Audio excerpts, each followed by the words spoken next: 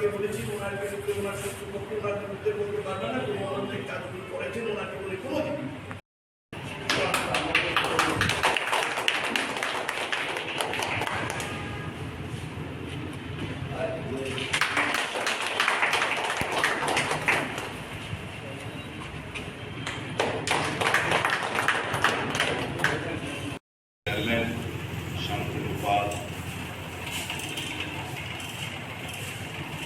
আমাদের বর্ষিয়ান কংগ্রেস নেতা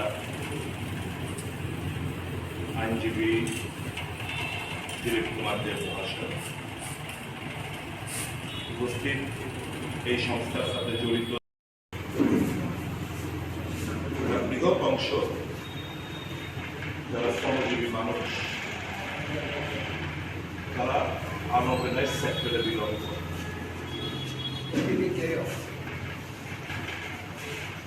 আমি ধন্যবাদ জানাবো শান্তনু সহ এই কমিটির অন্যান্য সদস্যদের। তারা দীর্ঘ প্রয়াসের মাধ্যমে এই সংগঠনটাকে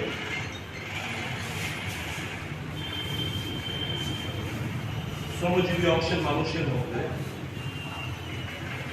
তারা পৌঁছতে সক্ষম হয়েছে এবং আমরা বিশ্বাস করি আগামী দিন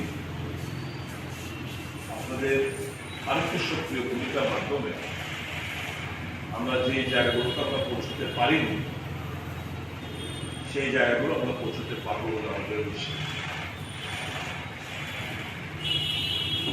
দেশ আজকে একটা সংকটের মধ্য দিয়ে এগোচ্ছে। সংকট আমি এই কারণে বলছি, একদিকে যখন আমাদের ভিশনারি লিডার, দেশের প্রথম প্রধানমন্ত্রী পণ্ডিত জওহরলাল নেহরু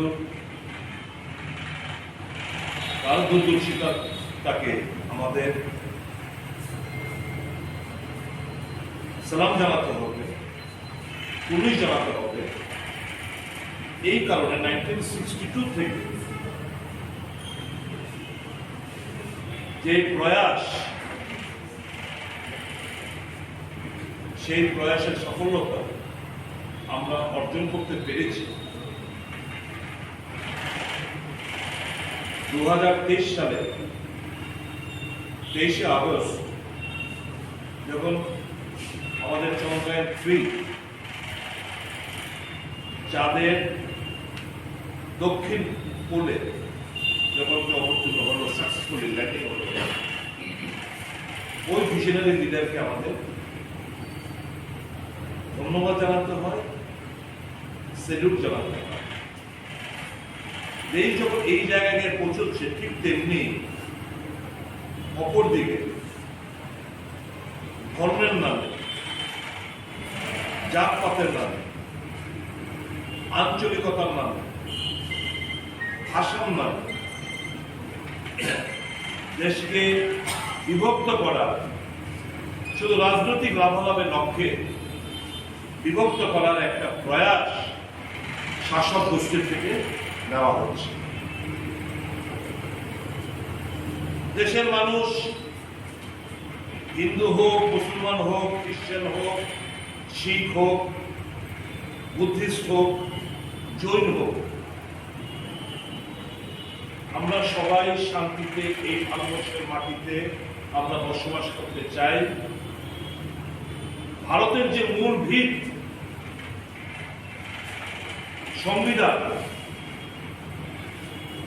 সেটার উপর যেন কোনো আঁচড় না আসে, সেটাকে সুরক্ষিত রাখাই হচ্ছে আমাদের প্রত্যেকটি ভারতীয় দায়িত্ব এবং কর্তব্য।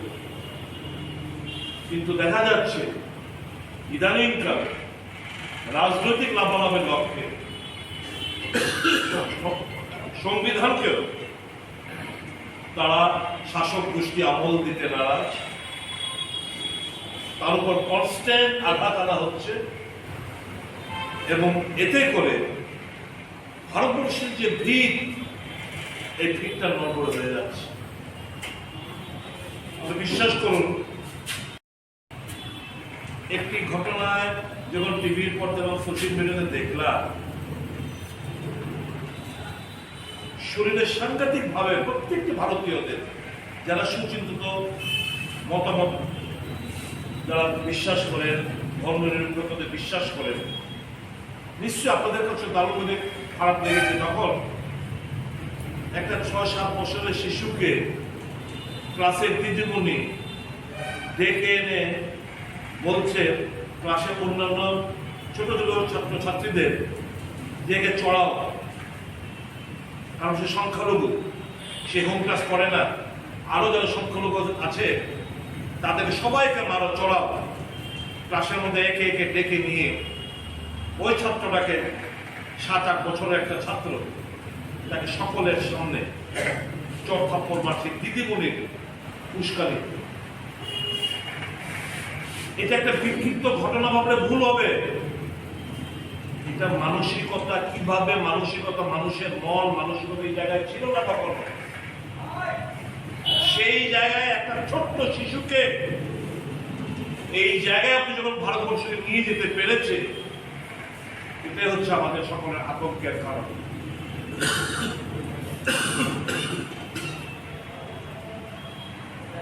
শ্রমজীবী মানুষ,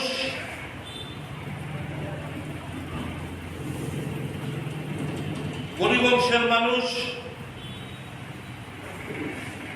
কৃষক খুব কষ্টের মধ্যে দিয়ে তাদের দিন যাপন করতে হচ্ছে। বাজারে টাকা নেই, বাজারের টাকা রোটেট হয় না, আমার পকেট থেকে আপনার, আপনার থেকে ওর, ওর থেকে কৃষক, কৃষক থেকে শ্রমিক, শ্রমিক থেকে অটোওয়ালা, অটোওয়ালা থেকে রিক্সাওয়ালা। এই যে টাকা রোটেট একের পকেট থেকে অন্য জায়গায়, এই বাজারে টাকা নেই। কারণ বর্তমান সরকার কর্পোরেটদের সরকার, বর্তমান সরকার ভারতীয় জনতা পার্টির সরকার, বড়লোকদের সরকার।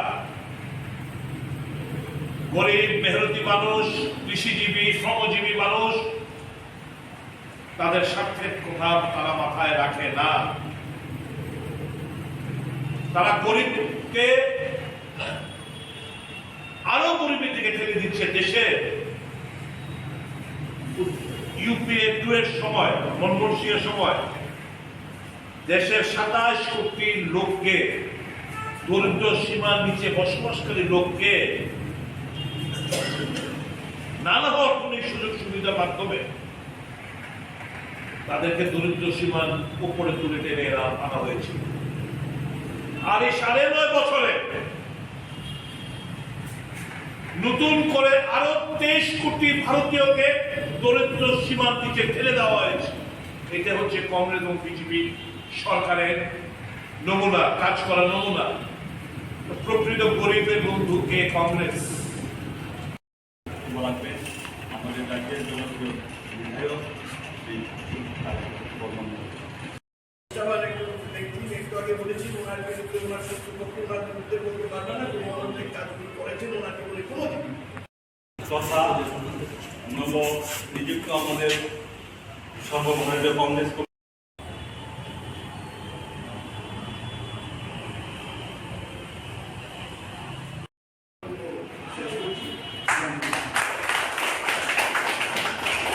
মশলার দায়িত্বে হাম্বাই গ্রুপ, গুণমানে সেরা, রান্নার ভরসা।